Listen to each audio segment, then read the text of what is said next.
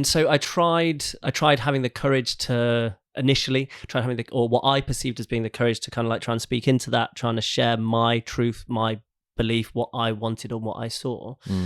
And that was the hard short term. I guess the harder medium to long term was the courage to accept what you don't want. And I didn't do that very well for a really long time. Sure. Hello and welcome to the Go Encourage podcast, where I talk to real people about real life, trying to gain some insights from their experiences building courage. In today's episode, I'm joined by Matt Brimble, who's a single parent. He's a humanitarian and a runner. Matt and I have been friends for a long time, so I'm really excited to have him join me today, and let's see where the conversation goes.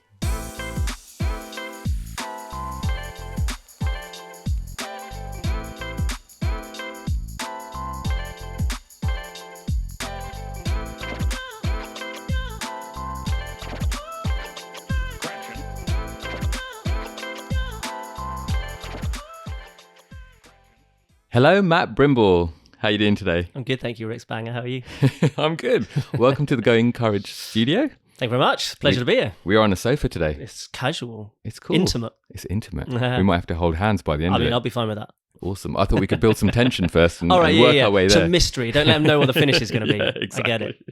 I might not hold your hand. You might not hold my hand. Oh, we have to see what happens. You have to stay and watch till the end, right? Absolutely. Absolutely. I usually start the podcast with the meaning of people's names. So your name is Matthew. What does that mean? Do you know? I do know. I almost don't want to share. I want to know. I didn't look this one up. So Matt it translates as gift from God. Ooh. Which is a little bit narcissistic, right? I obviously didn't give myself my name, so it's not on me. But I was looking at it before, and I remembered I used to have a mug. Okay. That said Matthew, gift from God. Oh. It was when I lived with my parents. It was like the mug they gave me. I don't have mugs like that anymore. Right, sure. Honestly, it's not on your top shelf, with a little ribbon around it. I actually now have a collection of like a dozen of them, and I give them to every guest that comes over. Like, hey, you're in my house. I'm a gift from God. No. So yeah, I believe that's what it means. Okay. All right. And did you know that from a very early age? Yeah, because my parents gave me a mug telling me. Of course. No, nothing like kind of like weight of expectation or anything. Here you go, son.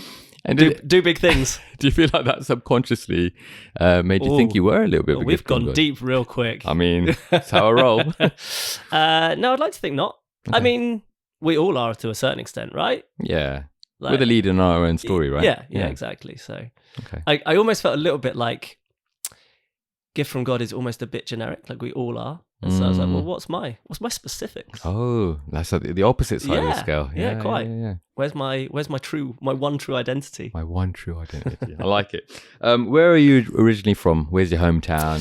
So I'm from the West Country. I was born in Bristol. Grew up southwest, mainly around Somerset, central Somerset, right through to my teens before I kind of moved away that way. All my family is still down there. Okay. And was it a small family, big family? Yeah. So parents, just me and my one sister. Again, they're still down there. My sister's just had her first child, which is very exciting. Congratulations! So yes, I'm Uncle Matt now. Uncle Matt, gift from God. Yeah, exactly. Well, so the intonation of Uncle Matt is quite important, right? Okay. So my sister has been an auntie for nearly 12 years now. My eldest is about to turn 12 in 2 weeks and 1 day, as he keeps telling me. He's counting down. Depending upon when this goes out, obviously, he might now be 12. But my sister's always referred to herself as cool Auntie Claire. Oh, okay. And when you say the male version of auntie slowly, it becomes the inverted version of cool, right? So I'm uncool. Oh, yeah. Matt, which she's already highlighted. Like, her daughter's less than a month old, and already she's like, he's not cool, he's uncool. I sense there might be a mug in that. Yeah, I think so. Yeah, my first anniversary as an uncle would be like, yeah, just spelt wrong. And what's the age difference between you and your sister? Just 2 years. 2 years, really close. She's younger but appears older. Oh, okay. Immaturity, not appearance. Yeah, be careful. Be careful. All right. Okay. And so when you're thinking back to that sort of time, did you have an aspiration, an ambition for what you wanted to do when you were older? Yeah, so when I was younger, I loved animals. Okay. And this wasn't, to be honest, as I was prepping for this conversation, it brought up some nice parallels for me with my middle son, Ruben. obsessed with animals, like absolutely loves them. But yeah, when I was younger, I was really keen to, like, I looked into kind of veterinary work, that kind of side of things, little bits of conservation, volunteering along those lines.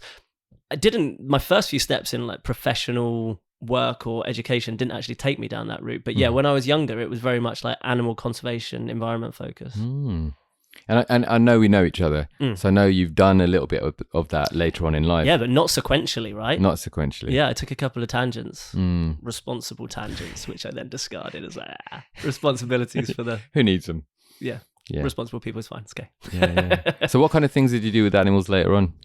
So originally, after I left school and college, I went on to study accountancy. That's where I got the specs from.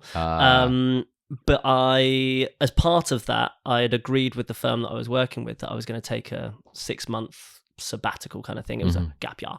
Yes. And I did some conservation work as part of that. And that got me hooked. And then I decided I wanted to do some work in marine biology. So I did some work with scuba diving, worked in Southeast Asia. And then I inadvertently found myself in a landlocked country, which is not great for scuba diving. And I worked with an animal rehabilitation center in South America.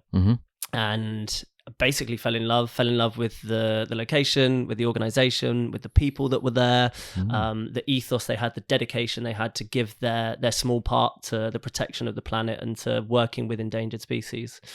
And I went there in 2003. And I continued to work and support with them. I spent around about 5-6 years in South America working with them in different guises. And then when I came back to the UK, when started our family, I continued to support with the UK charity. And I was a trustee with them for just over a decade until I stepped down recently. Who's the charity? Feel free to shout them out. Yeah, I could put a plug. Yeah. So it's called the Friends of Inti Wada Yassi. So Inti Wada Yassi is sun, moon, and stars in the 3 local dialects of Bolivia, the country where the organization is based. And so the Bolivian organization is called the Comunidad Inti Wada Yassi. Website is ciwy.org. We'll put links in the description as well. And the UK charity is simply the Friends of. They have 3 different animal rehabilitation centers across Bolivia, working with primates, monkeys, big cats, birds, some reptiles, but essentially any animal that needs safe haven. They take it in, see what they can do to re-establish it back into the wild if possible. If not, they give it the most comfortable life they can until it's no longer able to continue. Beautiful. I love the link as well. Young boy Matt would be proud. You're right. He probably is in there somewhere. Deep down. So fast forwarding to today, what is it that you do? So what takes up your time? What takes up my time aside from parenting? So what takes up my time is I work for a international development charity, humanitarian response charity. I'm the strategy business partner, so I work with the countries that we're based in to align their goals and needs for what they want to do and see happen within the country to essentially help lift people out of poverty. I help them to align that with the organization's corporate goals so that we can gain funding, so that we can make as much of a difference in people's lives as we possibly can. And obviously, when disaster strikes, how we can be as agile as possible to be able to respond to those needs and to be able to help those communities to get over it as quickly as possible. If someone was listening, could you give them an example of what kind of disaster that you'd be able to help out with? Yeah, no, absolutely. I mean, so most recently we have an appeal running for the situation in Gaza. So for the conflict between Israel and Gaza, we are raising funds for displaced people, so refugees, internally displaced people across the region.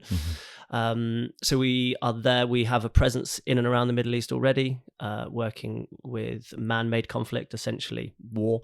But we also respond to natural disasters. So whether that be the kind of the big newsworthy items of earthquakes, hurricanes, tsunamis, that kind of thing, or if it's the really difficult to manage, but the slow burn kind of droughts or flooding, whether it be landslides, whatever that looks like, if it's something that massively impacts a community, we're already alongside them, and then we come alongside them further to see how we can help and support. Amazing. I was actually in a meeting yesterday where one of our Latin American-based humanitarians was talking about there are no natural disasters.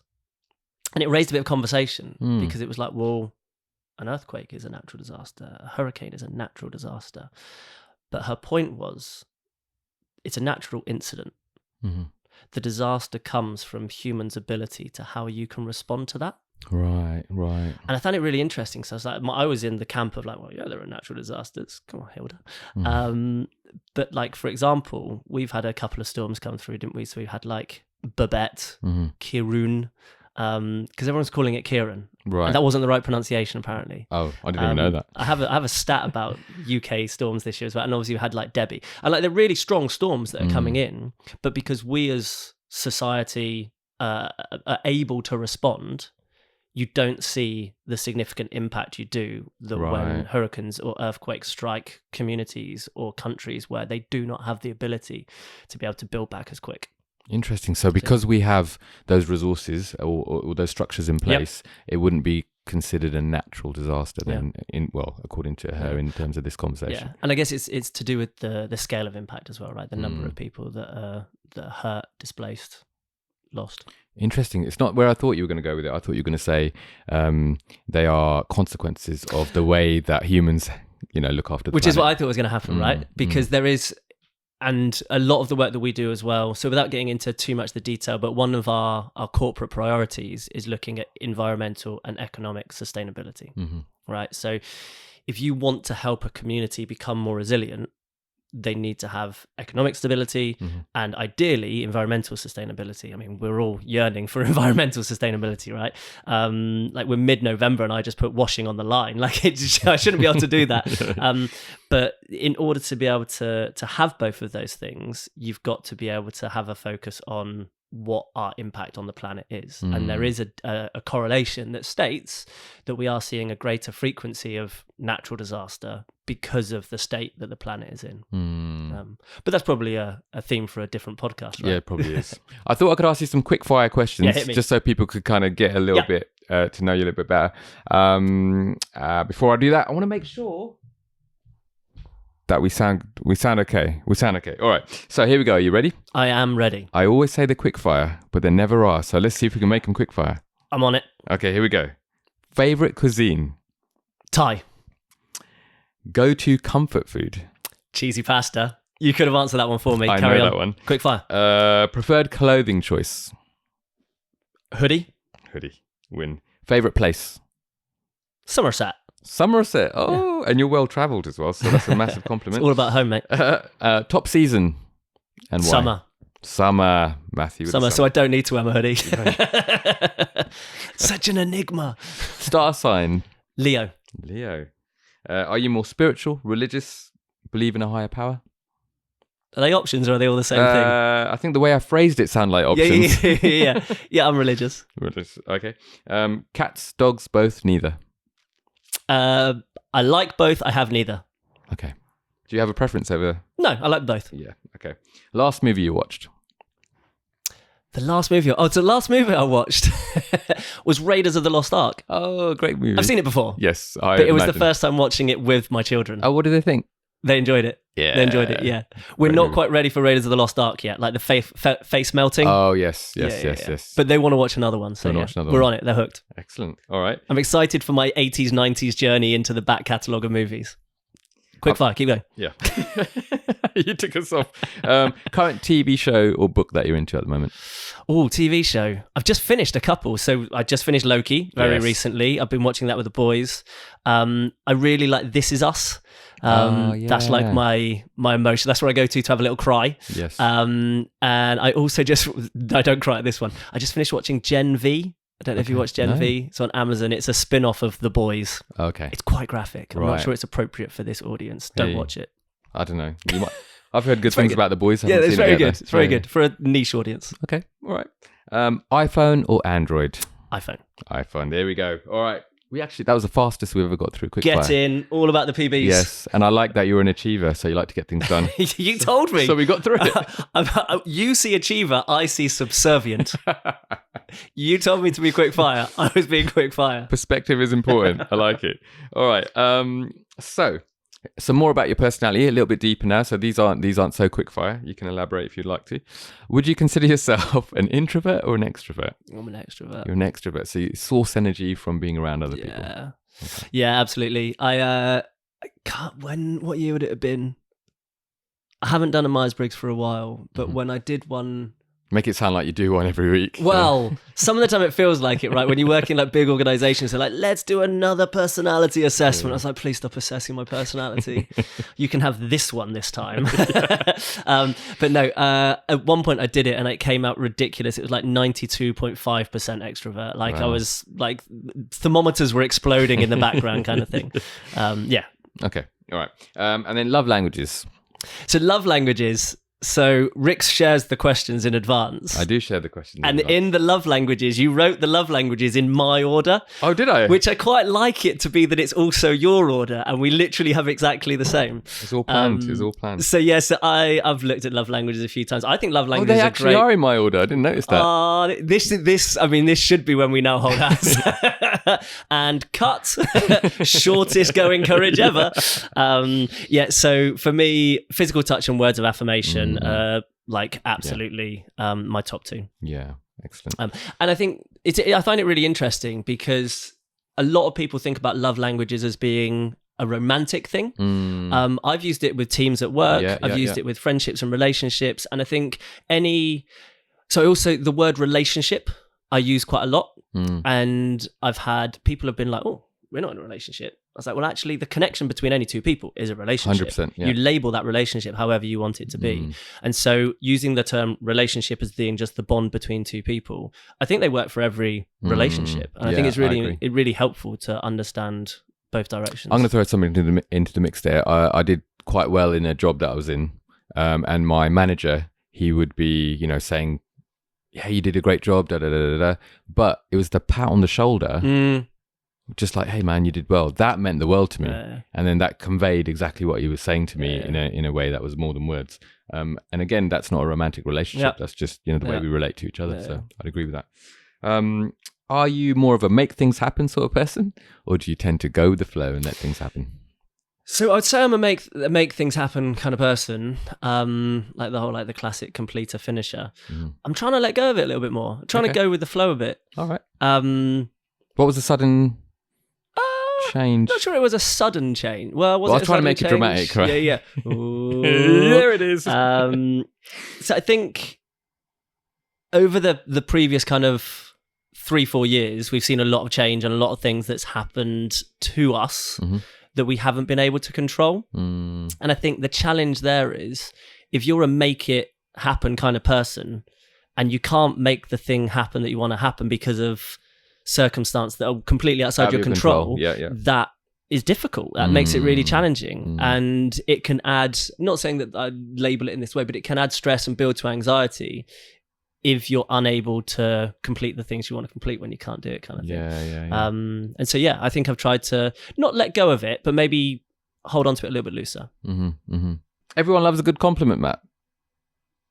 That's my statement.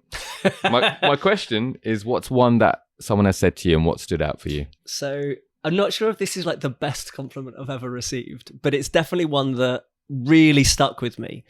And so the organization I work for, I've worked for 8 years now. I've done a few different roles within it. And between 2017 and 2020, I was responsible for quite a large scale change process in the organization. We set up new regional offices. It meant, unfortunately, losing a lot of our UK staff and wonderfully recruiting some amazing people that were based in the region near to where those offices were going to be based. I project managed the whole of that process. Oh, wow. It was a really big piece of work. It was tiring. It's where a bunch of my grays came from. But at one point during that, so the making people redundant, lots of people don't like, right? So it wasn't necessarily widely accepted. Sure. And so the compliment that I got paid was in, I used to run fortnightly drop-ins where basically people could come and ask me any question, like anything, like laid myself bare to the whole organization. And I did one of those sessions and someone came up to me at the end who was being made redundant and they said, in you, they have the right person for this job. Wow. Because you're really hard to hate. Oh, wow. That's a big compliment. Yeah. I mean, some people might disagree, but ultimately, and I wasn't trying to not be hated, Mm-hmm. but I wanted to kind of, within that process and the difficulty that people were going through, I wanted to try and be sensitive to that. Like, it wasn't necessarily that I was going to be able to change the outcome. I wasn't going to be able to do anything different for them. But in every work that I've done, I've always been in some kind of, excuse me, some kind of supporting function. I get filled up by supporting others. Yeah, sure. And so if I can support others by going through something that's difficult and challenging for them, that it doesn't necessarily change the outcome, but it helps them to acknowledge, accept, and work through the impact that has on them, then it's made me feel good. That's awesome. And I love the humanness to that as well, because it's really easy to just see people as a number on an Excel spreadsheet or whatever, but to actually empathize and work through some of those difficult transitions is really important. And that's hard for me, because you know how much I love an Excel spreadsheet. You do love an Excel spreadsheet. It would have been easy. What's a common misunderstanding that people might have about you? So I like to make people laugh. Okay. I think I am able to make people laugh, but quite often, in particular in a professional setting, humor is assimilated with the fool or the clown. And I think I've had it at times where colleagues, maybe senior colleagues to me, are like, oh, he's the funny guy, therefore not the smart guy.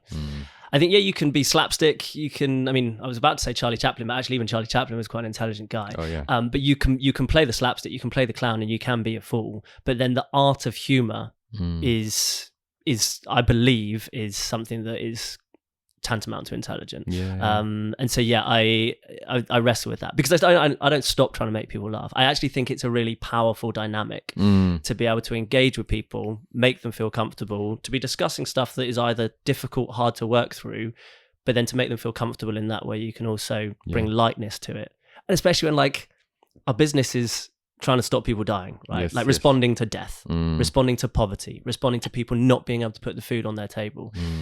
That gets depressing pretty darn quick if you can't smile about some things. Yeah, sure. I saw a thing on social media recently that was the art of humor in the workplace is drawing the line between making your colleagues laugh and not being sent to HR. Oh, I think I saw something like that. I've probably shared it with you. Probably because, did. But I think I've just about got the line right. I haven't been sent to HR this week. This week, today. Yeah. I think humor is such an important part of the human experience. Yeah, absolutely. And some of us just use it to hide our trauma. But moving on. All right. Oh, look, we got a touch-in. Establishing... I did. Yeah, don't report me to HR. No touching. Establishing routines and mindset practices can be key to productivity. Do you have any sort of routines or rhythms that you kind of use in your daily life to help you stay productive? So I wake up when my kids wake me up, still, and I'm grateful for that. Because so they get up before you, as in they're awake. Because I'm really close to it being like having to drag teenagers out of bed, right? And I realized that all parenting phases are difficult, and everyone's like, "Oh no, I'm in the most difficult parenting phase." Like my sister's like changing nappies and breastfeeding and stuff like that. This is terrible. And then you get to teenagers, like, I have no idea where they are. This is really hard. And so they're still up slightly before me. So I get up, I do a little bit of exercise at home, just to start the day, then get breakfast for all the boys. Get lunches sorted, get them out the door, and then once I drop them at school, I go for my morning exercise. I go for a run. So running's like my thing. That's my personal therapy. It's my escapism. It's my safe place. And has it always been like that? No. So I've always been active. But I think kind of younger, I was far more around like team sports. I was doing stuff the whole time and conscious of it. I didn't run like a competitive run until I think I did like a fun run in Noah was born, so it wouldn't have been 2010. It's probably, he was in a buggy because we had to push him. So it's probably like the summer of 2012 was the first time I ever even ran like 10k. Right. So it's still a relatively recent journey, but it got amplified significantly in 2010. Boris told us that we should all stay at home and not go out anywhere. 2020. Yeah. 2020. Sorry. Yeah. 2020. And I was like, well, he's setting the rules. That we must need to follow these rules, Boris. And so yeah, I was just inert. I didn't do anything for a year, and then I kind of came to the end of it, and it was a weird time. But I came to the end of it, and I was like, I haven't done any exercise for ages. And so yeah, November 2020, I started running. I started putting things in place, and I haven't looked back since. Why running? Why running? When you go, oh, I'm going to join this club or that. So the club. thing that I love about running is that it's available to all. So I've been to places, and I've been able to go and run with brothers and sisters who have very different backgrounds, dynamics, histories to me, and yet we can both be on the same even playing field, as it were, and go and do that. So with my work, I travel to some random places, and I get to meet some amazing people, and I find that to be able to go for a run with someone is quite a nice leveler and equalizer. Like things that I would talk to you about in the pub, like I might talk to you about like our mortgage. I might talk to you about things that we watched on TV. I might talk to you about what our kids are doing at school. Those are all quite Anglo-centric or socio-centric conversations. Whereas if I go out for a run with someone, I can talk to someone about running, or I can just be running. I don't even have to talk to them. And so yeah, I've seen it. Like there's an amazing running track near to our office in Iraq. So in Iraq, we're based in a town called Erbil, and there's a running track there which is always busy. There's always people running on it. Wow. I was in Bangui, the capital of Central African Republic, and they open up the national stadium. So it's like a football stadium. It's got an athletics track around it. They open it up every morning so that people can just go in. And if you're national, it's completely free. And if you're an international, you pay like a pittance, like 50 pence to a pound. Okay. And you're there running with people of all different shapes, sizes, backgrounds. And I love that. That's I love that cool. you can just go and like step out the back and do it. I also think it's, for me, I like that exercise brings me closer to nature. I don't like it when it I'm not a gym guy. Don't know if you can tell. I'm not a gym guy. I don't like but I do like the engagement with the natural world and exercise. And the inverse of that is having it like sanitized in a closed, neon lit environment is not my kind of go-to. Plus it's financially viable as well, right? Which I think is part of you don't need to have your £100 trainers. You don't need to have your super smart running watch or anything like that. You can still just go and do it, and you can do it out your back door. Yeah, sure. Which I literally do some evenings now. Like last night, my youngest, he has an undulating relationship with running. Some of the time he's like, I'm going to run forever. And other times he's like, no, it's hell. But last night I think it was like 7:00 at night. It was dark. He's like, Daddy, can we go and do some laps of the park? I'm quite fortunate. I live really close to a park, just a small park. So I was like, yeah, sure. Stick my trainers on, we go out, and he literally just sticks his trainers on, goes for a run around the park. We did like a 1.5K, like under a mile. But he came back from that and he was like, yeah, I want to do this, I want to do that. And like, it's cost us nothing, but the endorphins and the adrenaline and everything that's got for him, the positive that has, not only for his physical well-being, like raising his heart, getting him healthy, but also for his psychological well-being and for his ability to be able to manage that as well. It's great. Yeah, it's really good. Okay, and then just bring it back to routine in terms of, so we talked a lot about physical there, but in terms of just getting your head in a space of clarity and things like that, are there a few things that you kind of I'm going to make sure I do this every day or every other day or whatever? Yes, I mean, it's not getting us back to, it's what I do whilst I run, basically. Right. Like I'm just having these constant conversations as I'm going around. So I don't run with music. I don't run with anything in my ear. So no music, no podcast, no radio, nothing. I used to. I stopped when I used to cycle commute to work, and I realized I was listening to music and not hearing traffic, and I was like, this isn't me. I'm risk aware. And so I stopped doing it for that. I prevent disasters. I don't create them. And so I stopped then. So I go, as I'm going, I'm constantly thinking about what does my day look like? like before I go out, I do make sure I know when my first meeting is going to be, so that I plan my day around that. And I'm doing my to-do list. I'm thinking about like what's on my heart, what am I processing, whether it be tangible things that I need to do, whether it be contact I want to make with friends I want to follow up on, or anything like that, or whether it just be where I'm at with my spiritual journey. I'm processing the whole time. It's probably why I run so far. But yeah, and then I kind of go through that, and then I come back, hit the ground running, and like I kick straight into my day. Like I use those endorphins and that adrenaline to fire me into what my day looks like, and come back, freshen up, get ready for whatever the day lies ahead. And quite often it's wall-to-wall meetings, that kind of stuff, and then go through that before working it back around to full conclusion when I pick up the boys and back to the school routine in the end. Back to the school routine in the end. And then your evenings, do you do anything particular to wind down, or you just kind of see where you're at every day?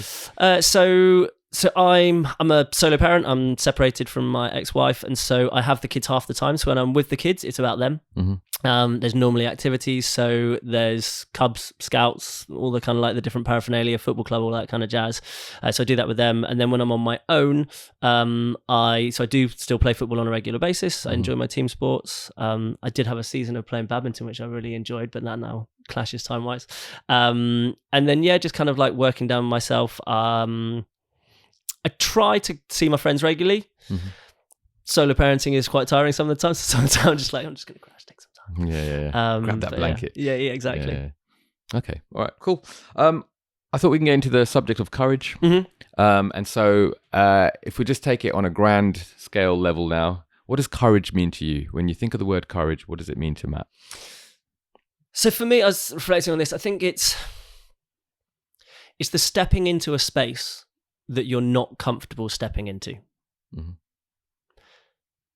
And some of the time we're forced to step into that, right? And some of the time we do it begrudgingly, and other times we take ourselves there. And so for me, it's very much, and that space could be a physical space, it could be metaphorical, it could be emotional, spiritual. But yeah, essentially taking or making that choice, taking that action to move into somewhere that you're not confident of. You might not be comfortable with it, and just to step out there and have faith, have courage, and move into it that way. The two work really well together, don't they? Faith and courage. Yeah. Would you say your faith has helped you build courage in your life? Yeah, absolutely. So especially over the last few years, 2020 was my kind of like my moment of challenge. Okay. So it was deemed as part of cost saving measures at work that because the change process that I was working on was coming to an end, I was made redundant from that role. That had an impact on my home life, and struggles that we'd had within our home life. The decision was made that we couldn't work through those anymore, and that led to us separating. And there was a lot of uncertainty around that. So like your pillars of relationship and employment. Yeah. I kind of see it as being like two of the trifecta, right? So relationship, employment, faith. And so the two of them had been ripped away or were crumbling. And part of me was like, I was surprised that the third didn't crumble as well. I don't know what happens if it all crumbles. My analogy falls apart. Yeah, sure. But yeah, I didn't curse a lot. I was confused a lot. I didn't necessarily agree with either of the things. And I tried to push back. I tried to work through. Ultimately, I couldn't with either of them. But yeah, the third and the biggest one, the faith, it didn't fall apart. It didn't diminish. And actually I was able to walk the journey with minimal scars. Okay. Nah, not minimal scars, like with experiences. Sure. I don't have a drinking problem. I have a drinking opportunity, right? And so it's like, I turn those problems into opportunities to like see, well, actually, what can I do with this? Yeah. Was there, so going through some of that, if we can touch on a couple of those things. So let's take the employment. Finding out, okay, actually I'm going to be made redundant. What were the kind of obstacles or, thoughts that were going through your head then in terms of how do I get through this? So the process of me being made redundant was I think the most challenging thing. So back in the COVID era, we had all the furlough and what have you, and so I was furloughed, which is an amazing scheme. And I can't be like, woe is me, I was like furloughed and I had money even though I wasn't working. But essentially, my line manager at the time had not gone through any of the due process, and basically, I was given 3 hours before I was furloughed. I was literally, I had no preparation to hand over anything, nothing at all. And like you referencing like people being numbers on a spreadsheet, I'd become a number on a spreadsheet. And essentially my manager saw me as a cost saving measure, which was something that the organization had placed on her. And it was a response to the changing times that we were seeing. But yeah, I had no preparation. I had no opportunity to prepare for it. And so it very much, from someone who for the previous few years had probably seen too much of my identity. I think Richard Rohr describes it as our shadow self. Right. There's a book that I read called Falling Upwards. Right.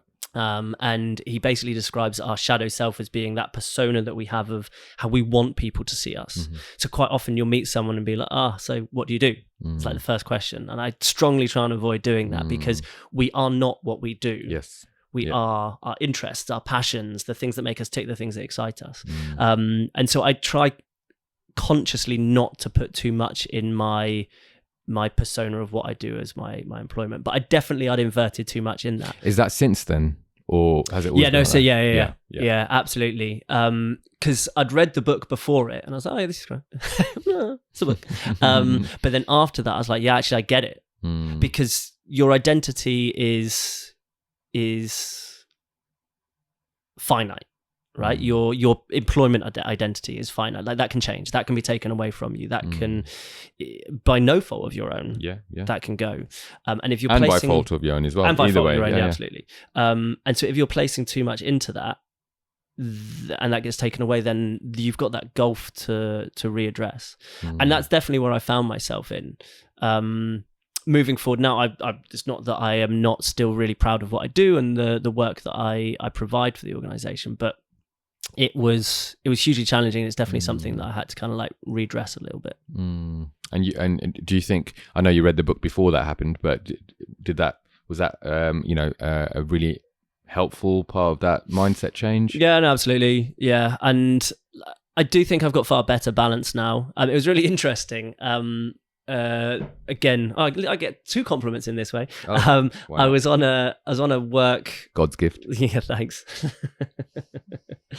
I was on a workshop 2 weeks ago where we were reviewing one of the pieces of work that I'm leading on at the moment, and a colleague of mine who I work quite closely with but is in a different part of the organization to me, she just out of nowhere, we weren't doing like feedback time, but she just came out and she's like, I'd just like to say that this process has been really well ran and really well managed, and it feels really inclusive, and I like the intentionality you've done about that. And I was like, great, I'm glad it feels like that, because we wanted it to be like that. But also I don't feel like I've tried as hard as I have in previous times to make it so inclusive. Right. And I wonder whether there's part of, if you try pushing something too much, that people feel that that's happening and then you can't let them in. And so, trying to, wherever possible, to let people in and come close and to just work alongside has definitely been something that's helped me in it. Yeah. And what kind of, so you referenced 2020. So when in 2020 would that have been in terms of redundancy? So it went on for ages. So I spent from April till November in a kind of a limbo. Yeah. And lockdown was end of March, wasn't it? 23rd of March, I think it was. And so with the charitable sector was pretty hardly hit. It was hit pretty hard. There wasn't a lot of work out there. I was looking and applying for jobs. I was getting shortlisted, I was getting interviews, but I just wasn't quite getting over the line. I got 2 silver medals, I got 2 second place finishes. One, when you go for a job and you don't get it and you're like, oh, any feedback? You got any feedback for me? In the feedback, they were like, yeah, you were our preferred candidate. Until the last one. And I was like, that's super helpful feedback. Thank you so much. I knew I should have tripped him up on the way up. Yeah, exactly. But yes, so there weren't any other opportunities that were coming too. And it was it was hard. I was still pushing. I was still trying. I was considering what options were there. The whole country, the whole planet was faced with difficulty because of our response and how we were reacting to COVID, how we were supporting sick friends and family, people within our community, how we were grieving lost friends or relatives. And so it was a challenging time for many. And I think one of the things that I thought was hard in that is that everyone is entitled to their own grief, right? I'm not denying people their grief. But I think one of the hardest things about the pandemic was that if you were still alive and able to feel your grief, you weren't the one that was suffering the most, right? Yeah. And so it was like, yes, my situation was hard, but I wasn't unwell. Praise God, I didn't lose any family members. And so you were under pressure. You were in a context that wasn't comfortable, but you weren't necessarily the worst off. And I think it's really hard then to be like, to allow yourself that space to be like, no, this is hard on me. Yeah. Because it's also hard on others. So yes, I was looking for work. I was struggling to find anything. And as it was, literally just as I was made redundant, another part of the organization contacted me and asked if I'd be willing to do a role. And so, I only actually left the organization for 3, maybe 4 months as it played out. And so the uncertainty, the build, what was almost, well, it was 11 months of just not knowing what was going on, but like pretty much a calendar year, was fine. And if I'd have known it was going to be fine, then it would have been a completely different way of playing out, right? Sure. And I think that's kind of the challenge of faith is to have it, even when you don't know it. Yeah, because it wouldn't be faith otherwise. Exactly. Exactly, it would be fact. And for me, the thing that I see as being the most beautiful part of that era or that season was that the time when I was out of work was December 20, January and February 21. And January and February 21 were the months where we completely closed the schools down. And so I was able, not that I wanted to, or even was competent in it, but because I didn't have work and I was awaiting going into a new role, I was able to dedicate myself to homeschooling the kids. Now, I say homeschooling in quite a grandiose way. I was basically a glorified remote IT technician. My Teams is not working. Yeah, exactly. I don't want to take us back to that era because PTSD, but basically my job was just to plug the kids in and make sure, it was like the Matrix, like literally just sticking it in the back of their skull. I didn't put anything in the back of my children's skulls. Just make it clear, right? Just for the movie analogy, not in the actuality. But it was actually a real blessing. And there were pressures of that because I wasn't bringing in any money. I didn't have financial support for that period, but I knew it was coming soon. So I could be like a make things happen kind of guy. I was like, well, this is what I need to stretch across. And as I say, I don't think I was the best homeschool teacher, but at least I had the luxury, the real blessing of having that time at my disposal to be able to do that. And to at the very least, teach your kids that they could be grateful when they go back to school. And they were. They really were. I had a lanyard, I actually put a lanyard on we put a fake teacher name on Headmaster. there. And I can't remember what we put on there in the end. I let the kids choose. But I made them line up for school in the house. Trying to make it as much like school as possible. But you know what? They loved it. They had such a laugh with it. Go back to routine. I think actually, like, as young people and children, when you lose that routine, it can be challenging, right? And I think there's no right or wrong parenting styles, and you can literally read a book that tells you that X is right, and you can read a book that tells you that X is wrong. But I do genuinely believe that within measure, like having a good routine for children is a really strong foundation for them to have. Teach them flexibility, teach them to be agile and adaptable as well. Absolutely. But actually have that rhythm and routine that goes with them can be really helpful. And I think the uncertainty through child's eyes of that period must have been like, we won't see the significant impact of that for years and decades to come, right? So yeah. And then switching over to the other side, so we were talking about employability in your employment, life, and then your relationship. You referenced that was a difficult time for you. What kind of things do you feel that you had to build courage in that aspect of life? So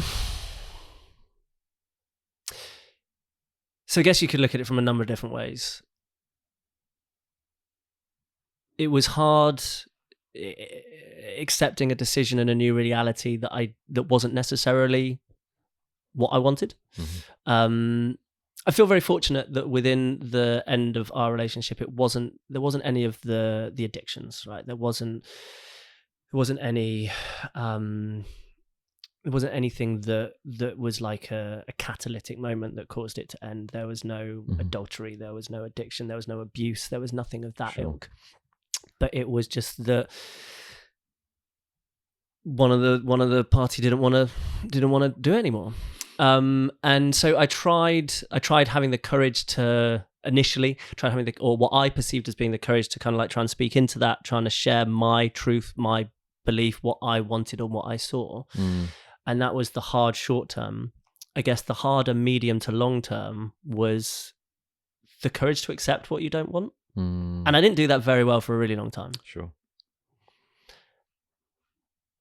I'm not saying I do it well now. I guess I still do lament what has passed.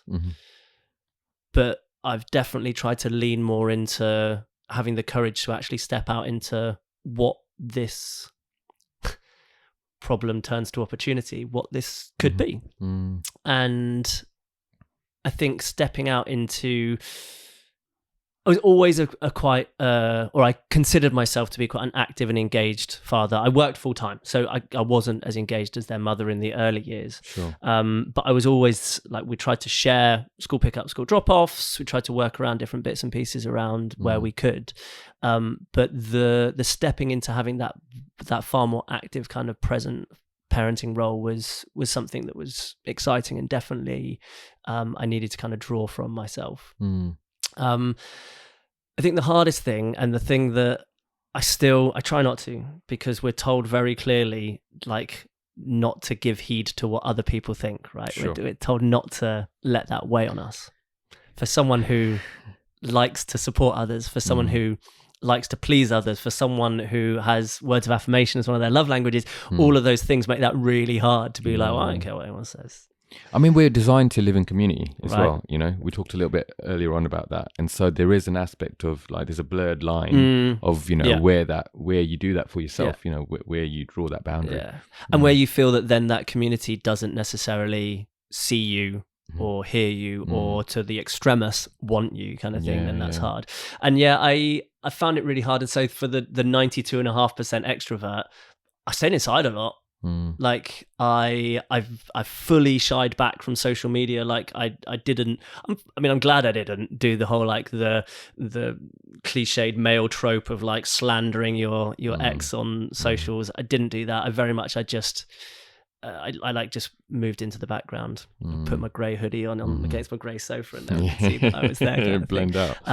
But yeah, the courage to kind of step back into that, where in some instances I knew that people had spoken about me or had opinions on me, opinions that they hadn't necessarily shared with me, but just that they'd spoken over me. But also that kind of like that paranoia that there's others out there. And so the courage to go back out and to be the person that I see myself as, and to try not to worry about what people think and do as much. It was I mean, it's not the hardest thing I was going to ever have to do, but it's still kind of like it's rebuilding. Still difficult, right? Yeah, we can acknowledge that. If I can press into a couple of things, and I'm coming from the perspective of mindset. So you mentioned that you weren't the one who particularly wanted this relationship to break up, but you do understand that a relationship, you know, takes two. So if one's not engaged, what do you mean by that? Well, so a relationship joined in the image of God is three people, right? It's the two partners, and God within that, and you've got the three-stranded rope is stronger together. I wasn't meaning about infidelity. Yeah, no, absolutely. Yeah, but so two physical people. So your faith structure is that marriage is between a husband and a wife, and then God wraps them together. Yeah. Okay. So going back to the question about, you know, one person not wanting to engage in that way anymore, or whatever that looks like, there's a whole heap of rejection for the other person. How do you feel that you had to, how do you feel you got through that on a day-to-day, or just overall looking back at it now, a couple of years later? So we built in structure. Mm-hmm. I think that worked. So once we'd got through is this not going to happen, the reality of it happening, we built in structure of how do we pragmatically and effectively look after the kids, and how do we make sure that things keep going. Mm-hmm. So I think that helped. I got some therapy, got a great therapist. Mm-hmm. I think there's far too much stigma on talking to people, especially as male patriarchs. Mm-hmm. I think it's absolute rubbish.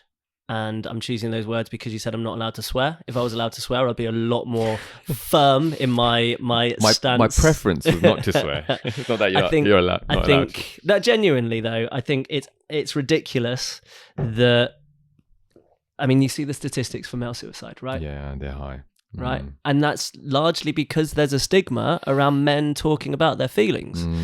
Now, I feel comfortable being vulnerable. I feel comfortable talking about my feelings. And so actually therapy wasn't a difficult decision for me to make. And it helped a lot. It helped a lot. I actually used it as part of my processing of my redundancy, as well as the processing and the breakdown of my relationship. And yeah, it worked wonders for me. And so I think that absolutely, if people are going into, well, I was going to say if people are going into difficulty and struggles, then it's something they should consider. I think it's something that we should all consider as part of our daily rhythm and routine anyway. It's like, actually it helps to give you that balance. I'm not saying you need it to give you that balance, and obviously there's a financial impact for that balance as well. But I think it definitely brings that neutral perspective, that sounding board, that accountability, hugely helped. I was open with my friends. Again, for both of the contexts, I had good, close, trusted friends that I could turn to, that weren't just yes men and women. If they thought I was being a plonker, they'd tell me I was being so. But also they'd sit with me. They'd, like, not on a regular, but they would cry and they would pray and celebrate and distract. They'd do everything that needed to be. And then I had like my physical therapy, which was, I spent a lot of time outdoors running. I set myself some targets, some goals. And I once knew a guy, Rob Kenning. If Rob Kenning watches this, you have to let me know. But he used to talk about, he had these 4 areas of where he'd always be working on something. He was working on something physical, something intellectual, something professional, and something creative. I've not quite achieved the quadrants, but I was really keen to be focusing on my physical. The reflection of like 2020, I sat there inert, I didn't do anything. I was like, this isn't me. So I set myself some targets and goals, and it continues to be my therapy. It's where I process so much. It's where I get myself back straight and level. It's where I think about where I need to be. The problem is I'm now so good at it that I compose full emails and conversations whilst I'm out on a run. Whilst you're running. And then I'm like, I've got to do this again when I have to like transpose it back into the laptop. But yeah, that definitely was something that helped. And yeah, the thing I'm still working on, I think you called me out on this a little while ago, is like stopping. It's like I do fill my time quite a lot. And I've come out of a season in particular, like kind of from June through till now, where I've just been good busy, work busy, family busy, personal busy. But I've not had enough of those quiet moments to just sit. Now, arguably, one of the reasons why you should have quiet moments is so you can listen, so that you can share, so that you can reflect. Yeah. And I do feel that I get that whilst I'm running. But I also want to be more intentional in actually allowing myself that rest, that essentially that Sabbath, whatever Sabbath looks like to you, whether that be an hour a day, if people like having their coffee and sitting and chilling, if it's someone taking an afternoon a week, if it's literally the classic 7th-day Sabbath, then whatever that looks like, I think to kind of like keep that clear is something I probably need to work on more. But yeah, still. Yeah, I was going to ask you about being still. Is it something that scares you? Yes, I don't think it is. Okay. Unless it like the fear is so deep rooted and subliminal Mm. that I suppress the understanding and appreciation that I'm feeling. I don't think it is. Okay. I've always been pretty active. When I worked in Latin America, I was working 7 days a week, every week of the year, kind of thing. I was constant. I was constantly going. The role I had before I worked at the organization I'm with now, I was responsible for our 24-hour emergency response phone. So I was always able and moving and prepared to respond. Even now, like humanitarian response, something happens and individuals have to move and travel and get on a plane, whether that's me or not. It's not every time, but I'm still kind of ready and able to do that. I'm definitely getting better at it. Okay. I was going to reference my running holiday in Spain, but I'm not sure that is what you would term as like sitting and resting. But Right.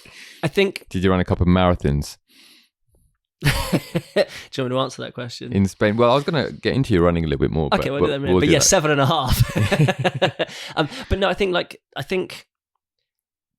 Did you use the words being still, or did I just hear that? Yeah, I did. You did, didn't you? Yeah. Being still doesn't necessarily have to mean not moving. Mm-hmm. Is that fair? Yeah, I think it's a state more than anything else. And so I think you can still your heart and still your mind, but still be doing something inactive. And some people do that. Like I speak to some people like, well, like I do that. I have that when I'm driving, when I'm commuting to and from work. And I was like, well, you should probably pay attention to the road. Yeah, exactly. But I think and this isn't a cop out. This isn't me saying no.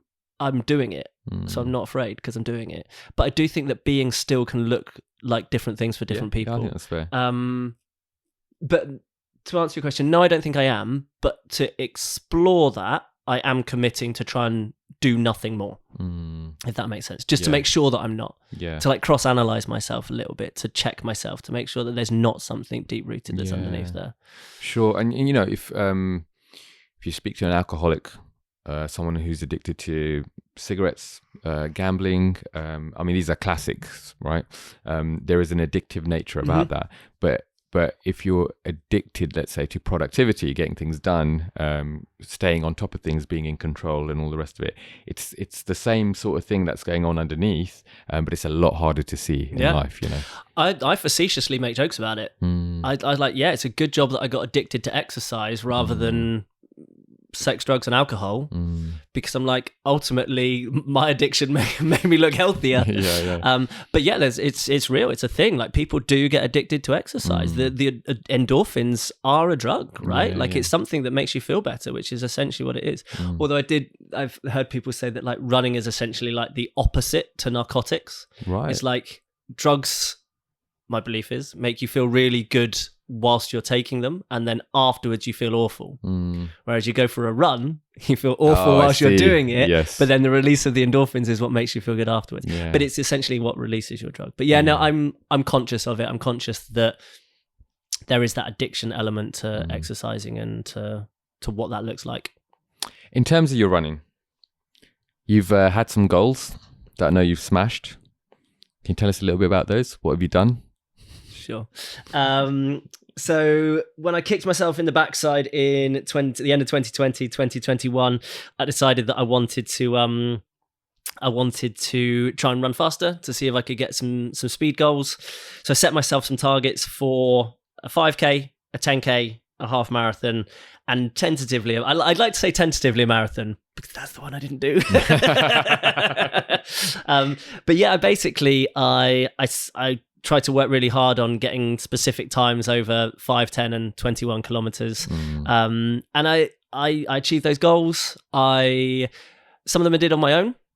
For the 10K one, I was struggling. I reached out to a friend, another school dad who I knew, who was still is a far better runner than I will ever be. But he was happy to come alongside me. We went out for a few runs together. He didn't like coach me, but he encouraged me and trained with me and helped me to reach and exceed the goal that I had for that distance. And so, yeah, that was really good. So yeah, that was year one.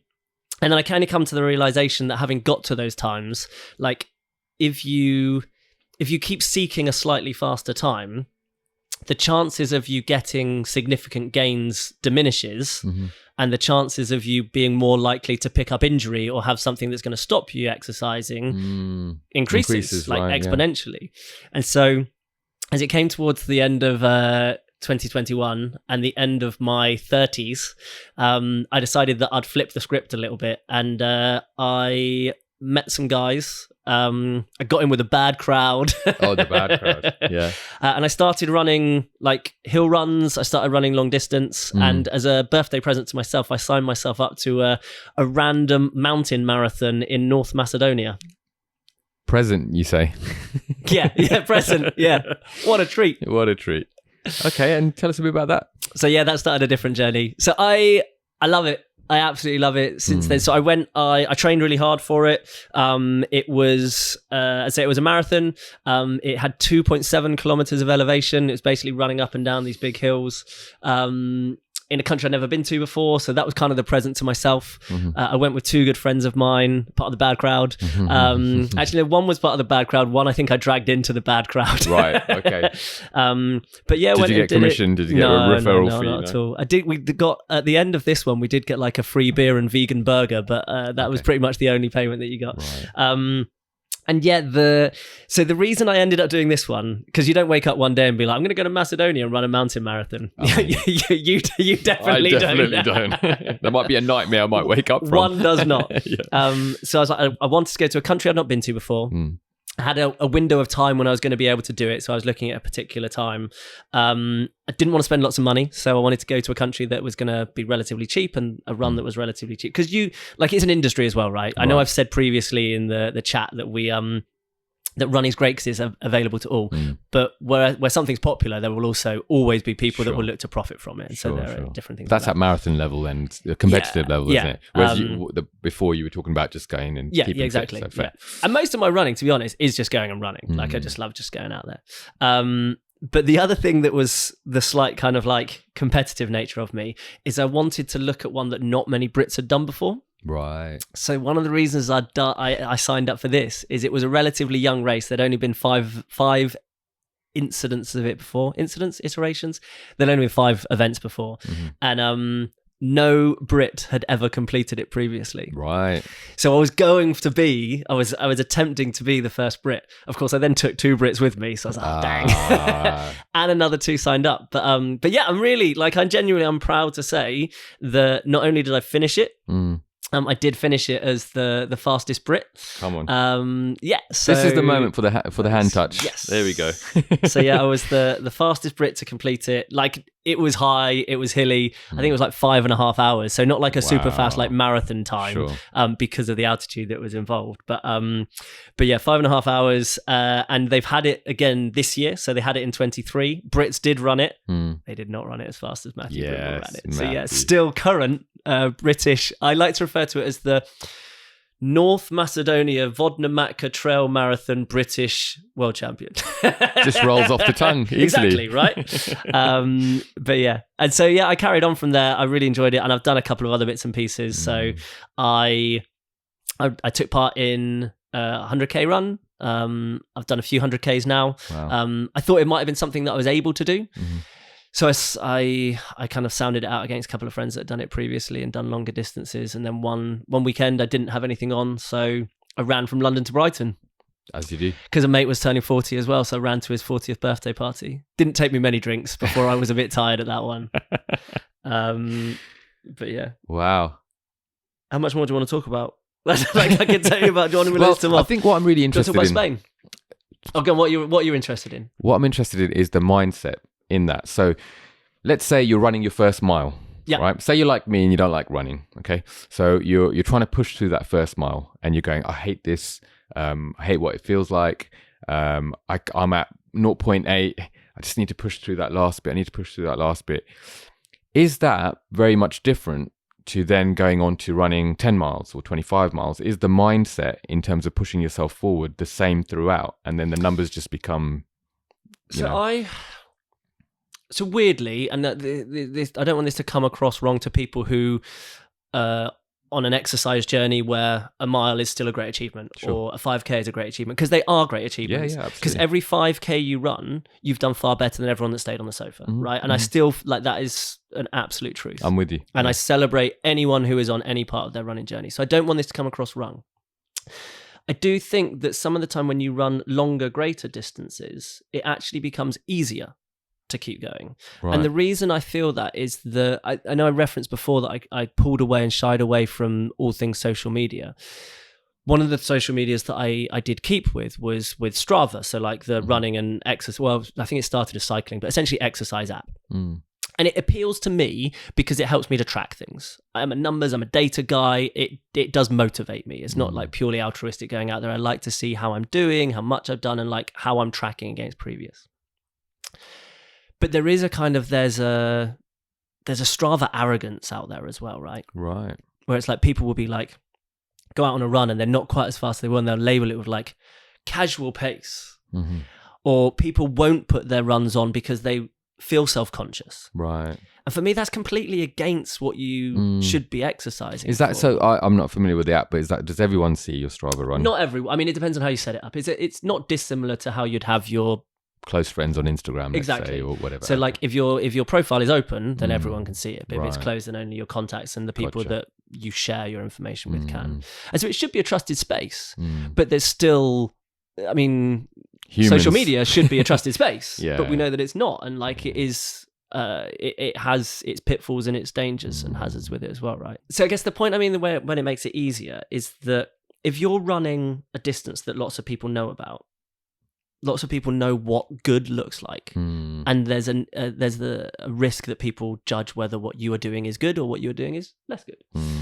When you run for really long distances, no one knows, no one cares. And so actually, like I walk, I stop. Yeah. Like to a certain extent, I need to fuel my body and to make sure that I can keep on going. But I breathe it in. I enjoy where I am. I enjoy what I'm doing. And I think that it doesn't make it easier, but it makes it more about me. It's I don't want to make this reference because it makes me look a lot less cultured than I've come across thus far. Yes. But do you know the really highbrow intellectual movie with Mel Gibson, What Women Want? Yes. Yeah. Do you know that movie? Do you remember the marketing campaign that he produces for Nike? Yes, that's right. Yeah. And I think the tagline is something like "Just you and the road." Yeah, something like right? And it's a woman running, and it's basically, I'm really sorry. What's wrong with what women want? But yeah, and I think like you get to that, and like actually, if you can just be like, this is me. I'm on my journey. I'm running. And if I want to stop and walk for a bit, I'll stop and walk for a bit. Yeah. And if I set out to do a mile and I only want to do 0.8 of a mile, fine. Yeah. I've done 0.8 of a mile. Go me. And just to then go back and for me, it's the maintenance of routine, right? Yep. And so a lot of people that run. So firstly, a lot of people that participate in extreme sports, high risk activities, do so because they have suffered some kind of traumatic event, right? Like it's not anything in me myself that has been like, yeah, I'm able to do this. Like you see it in a number of different cases, and those traumatic events look like different things. They can be relationship situations, they can be change in life status, they can be a loss of a loved one. But there's that moment, that traumatic experience that catalyzes us to make a change. Now that change can again be a number of different things, but there is a very strong correlation, and there's research done on it. There's strong correlation between those that do extreme sports and those that have experienced traumatic events. Right. And so I think a large part of that motivation or that courage does come from those experiences that I've been through, and whether that's because I want to or one, not necessarily just me, somebody wants to prove that actually they are stronger, they are able to get through it, that actually that's happened to them, but it won't break them. Like I'm down, but I'm not done. Yes. Yeah. I love talking running with people who aren't massively into running. And there's this program called Couch to 5K. Are you familiar? I know of it. There you go. Well, I went to the website. I never signed up though. So I think it's for me. I think it's fantastic because actually 5K is a great milestone. It's a great litmus. I run with all of my children. 2 of my children now do the adult park run on a Saturday morning. Oh, yeah, I've heard of that which as well. in itself is 5K. So it's a free activity. Again, for me, it's exercise, it's community, it's being outside. It's wonderful. And you can volunteer, you can take cakes and treats along for afterwards. Like, you can contribute if you want to, Right. but also if you're just part of that journey, then you can just go and you can be on part of that journey. Sure. And so with both Couch to 5K and with the park run setups, it gives people the opportunity to build that rhythm and keep that rhythm going. For me, the thing that I find difficult in running communities is that there's so much focus on building towards an event. And don't get me wrong, events are really good because that is a huge motivator, right? It gives you, where you're lacking courage, it gives you motivation to make sure that you keep doing it, because you're like, actually, no, I've signed up to this. I've committed. Yeah. And like, if I say that I'm going to do something, it's 50% likely to happen. If I tell other people it's likely it's going to happen, then it becomes like 70% more likely to happen. If I like put it out there for the whole world, again, the percentile goes up, right? Because you have that motivation and that encouragement. Accountability even when you may lack the courage. The inverse of that is when you then go past that point, you're like, oh, I've done it. And so lots of people would say to me, it's like, oh, what are you training for? I was like, I've got nothing in my calendar right now. I literally have nothing in my calendar right now. I've got a couple of things I'm thinking about, but I have nothing to go and do. Because I think actually our well-being journeys, our health journeys, psychological, physical, whatever they look like, should be about the rhythm. And so, yeah, it's like if you go and you do that 0.8 and you wanted to do the 1, it's not then giving up. It's saying, well, actually, when do I feel ready? How can I go back and try again? And maybe I enjoyed that 0.8. Yeah. Maybe I'll get to the point of saying, like, actually, I know I can do 0.8, so I'm going to keep running it, and I'm going to run it until I enjoy it, and then I'm going to try and step up. Yeah. And I think the enjoyment comes in different forms, right? It comes in some of the time. For me, a lot of the time, the enjoyment comes in like finishing a run and being able to have some cake afterwards. Like, I earned my calories, so I'm going to enjoy them I want some back now and take it that way. But yeah, it's for me, it's about building that rhythm. It's about like moving forward with it. And what I really like about, looking at it like that as well, if we just take the idea of courage, courage can be built on a moment, right? You have a moment, you're about to, I don't know, the classic step out on stage and speak to a whole bunch of people, right? So that courage is formed in that moment. So that could be the classic way of looking at it. But actually, what I really like about what you're saying and what I'm thinking about in terms of courage is if courage becomes a rhythm of your life, when something happens to me, I will respond with X, Y, Z. Yeah. When something's spoken over me, I will weigh that up, because sometimes those things that are spoken over me are going to be, based in fact and truthful. So it's not about deflecting that, but also to say, well, I'm going to respond, not react, and then it becomes a state of mind that you're, using all the time or leaning on, and becomes part of your character. So I see it as being, I'm a big fan of analogies. So for me, it's the ballast in the base of a boat. Right. It's what keeps me steady in the water. And actually, if I'm hit by a wave, if a storm's coming and I'm being battered by a wave from any side, all sides, if I've got enough ballast in the bottom of my boat, then I can withstand that storm. I can keel to one side, I can go back to the other side, but I will still upright again. But if I take away that ballast, I become less stable. Sure. Right? And so it's not about being a crutch to lean on. It's not about being something that I'm dependent on, but it's something that I have a consistency and a rhythm of, that it keeps me stable and balanced. Yeah. And I realize we're talking a lot about like physical exercise, but that can look different to anyone, right? That could be spending time with friends. That could be spending time with nature. That could be just sitting in a park, absorbing like the vitamin D that we're still blessed with in this late season. It could be anything, but actually it's for me, it's having that maintenance of whatever it is that runs through that keeps you balanced, that keeps that ballast in your boat, that helps you withstand the storm that can come from any angle. Yeah. I see that in adults who appreciate the school system in terms of that routine. Maybe they haven't like appreciated it at a conscious level, but subconsciously, and then they get into adulthood and they're like, hey, I can do anything I want now, so I'm going to not have breakfast and I'm going to stay up really late at night, but then I'm going to take a job which then needs rhythm and routine, but I'm not about that life anymore. And then you fall out of work and things like that. And what you consistently find with people who are successful, let's say in many spheres of life, is that they've worked out a system, a routine, a rhythm that allows them to have that machine-like ability in their body at one level, so that they can elevate their consciousness to a higher level to be able to see, be creative, strategize and things like that. We hear about lots of like the uber successful individuals that like get up at 4 o'clock in the morning and do their little workouts and stuff like that. And I do think there's definitely an element to that, but I think there's also an element to like, let's be kind to ourselves. Yeah. And I think that without being contradictory, I agree with you. I like having those rhythms, but I'm also, and I want to paint myself as being this guy that like gets up full of zest for life every morning. Like, as I said, my kids wake me up. My kids drag me out of bed. There are mornings when my kids are like, Daddy, it's time to leave for school. I was all right, let's go then. But I think like we can still have that balance. Like I work with individuals who are still like craving the next successful thing that they want to, and they're craving the next thing that they want to move on to, and what they perceive as being success. And if that makes you happy, great. Yeah. Go and get that. Go and strive for that. Go and grab it.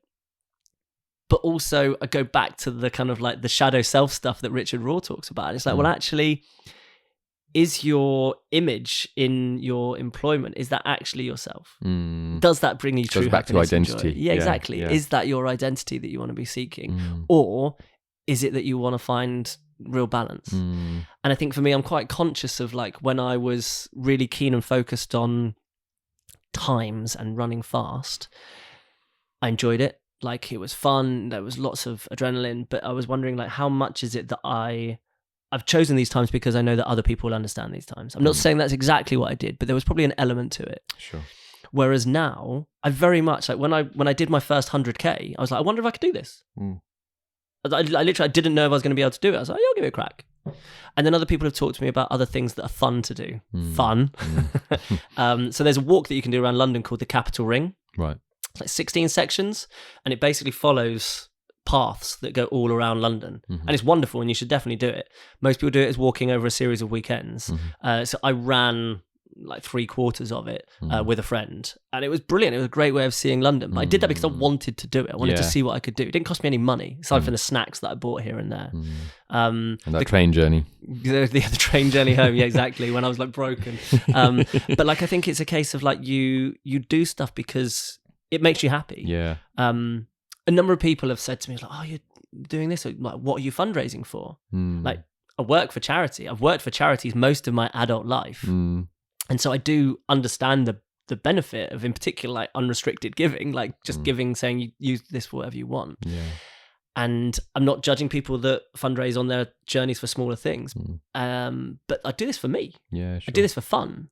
And so I feel like I'm then a little bit conflicted of like, well, is that right that I should then ask people for money for stuff and what have you? Anyway. Probably a different conversation again. But, I think I like the container of rhythm and routines. For me, this is my personal opinion.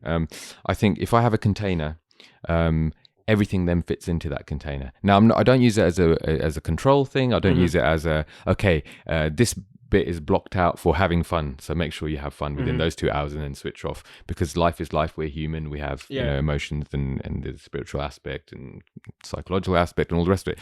But I think for me, it works really well to say, hey, I'm meeting up with this person on this day. Yes, of course, be adaptable. And it goes back to what you said at the, really early on in the conversation as well, having that flexibility and adapting, the plan to whatever's going on, but also having some kind of container to say, yeah, I am going to, if we go back to the quadrants, I'm going to, make sure that I'm doing something creative. I am going to do something that's physical and all the rest of it. And that has helped me to go, okay, I'm moving forward in different areas of my life, but in small percentages, as opposed to moving forward 90% in one area and then everything else suffers and then you experience burnout. Yeah, and absolutely. And I think, that word like is so real. It's a real problem. Like, how do we, in a society that asks us to do more, in a society that celebrates the tangible successes, how do we avoid that kind of level of burnout? I think is something to be very conscious of, not necessarily to avoid, but to just be aware so that we don't go down that route. And I think the point you say about like having that container, again, I like the image of the container, but I think some of the time it's good to smash the container. Oh yeah, absolutely. Right. And so for me, like, the Macedonia run was smashing the container, and I loved it and I enjoyed it, and like there was lots of things that came from it. And then through the course of this year, I've kind of like I've smashed more things, and I've I've been like, I wonder if I could do this. Mm. And if I fail in doing it, then great. So like when I did Capital Ring, I'd foolishly thought that I could do the whole of it. I couldn't. That's fine. I had a great time. Yeah. My big one where I smashed the container this year is I went and I had some time where I wanted to go and spend some time on my own. I could have gone to Sauna Beach and been still. I decided to be still whilst running. Where did you go again? Didn't you go? So I went to one of the shorter Camino de Santiago's. Right. So I went to northern Spain. So this the Camino de Santiago is a classic pilgrimage, which I think the original one started over in France and went all across the north of Spain. It's like 31 walking days. Okay. The one that I did started in Oviedo, near Santander, and it was 13 days walking, and so I attempted to do it as a run. So I did it partially as a pilgrimage. We were going through another round of change process at work. There was a possibility that I was going to be made redundant, and so I decided to attempt it and look at it in a different way. Spoiler alert, I didn't get made redundant, but I actually went into it with a great deal of peace, as opposed to the difficulty I had in 2020. I came to it being very much like, you're in the place that I need you to be. Right. And it gave me a lot of peace.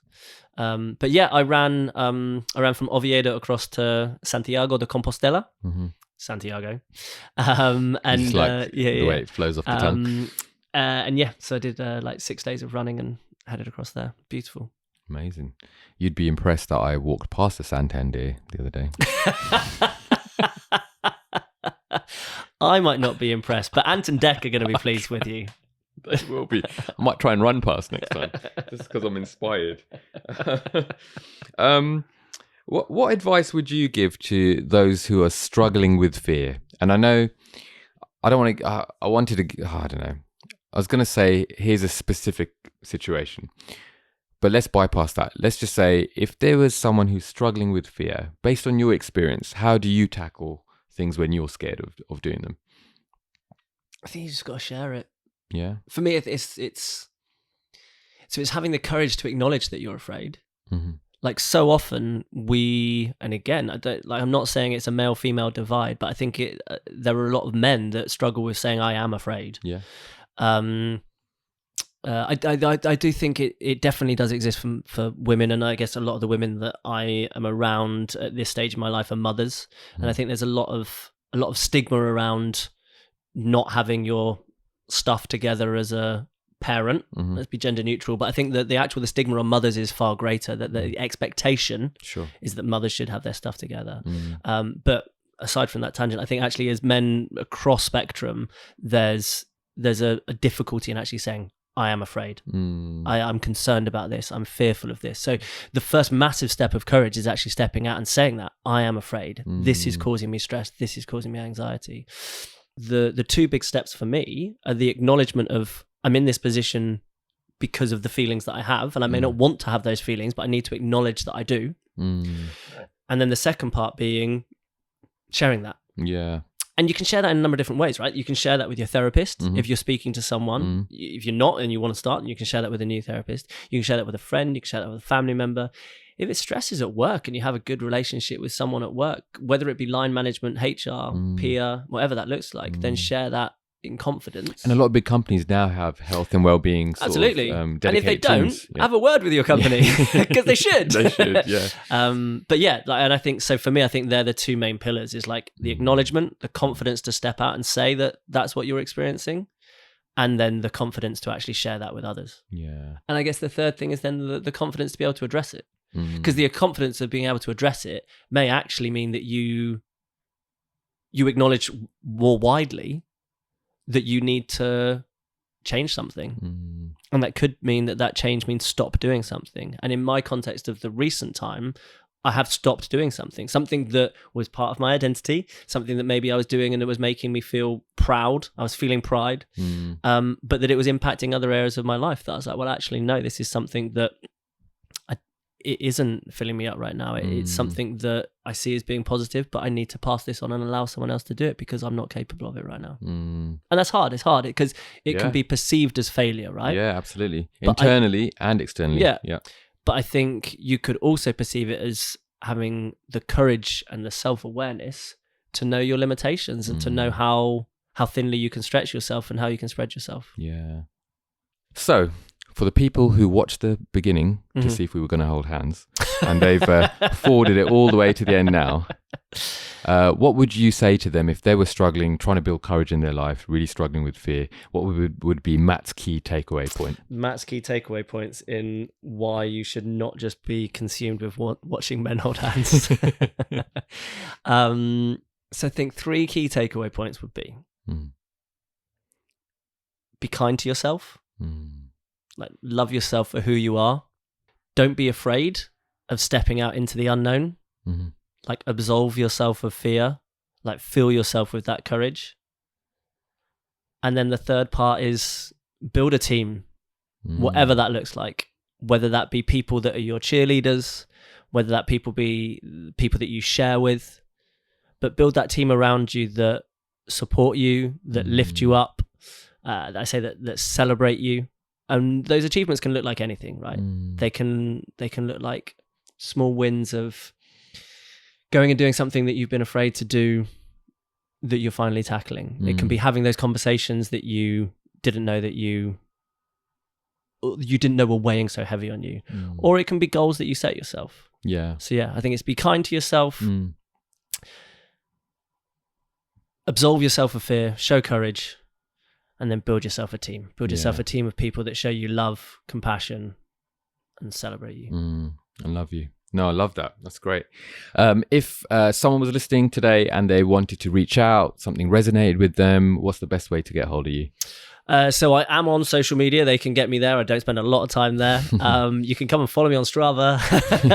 Go for a run. Yeah, exactly. Yeah, I mean, absolutely. Everyone wants to come for a run with me, come. We've got a mutual friend that I took out for runs. He doesn't do it anymore. He enjoyed it for a while. But no, absolutely. I'd love to run with anyone. Or they can just contact me through the Go Encourage podcast. Yeah, excellent. Brilliant. Thank you so Matt. Thank you so Matt. Thank you. So, Matt. Thank you so much for coming on. You're welcome, so Rix. For coming on the show today. I really, really appreciate it. And I really appreciate your openness and vulnerability to share, some of your experiences and insights around courage. No, absolutely. Pleasure's all mine. Thank you for having me. Brilliant. All right. So if you're listening to this or if you're watching, whatever you're going through, I would advise you to keep moving forward and keep going in. Going in courage. All right. See you on the next one.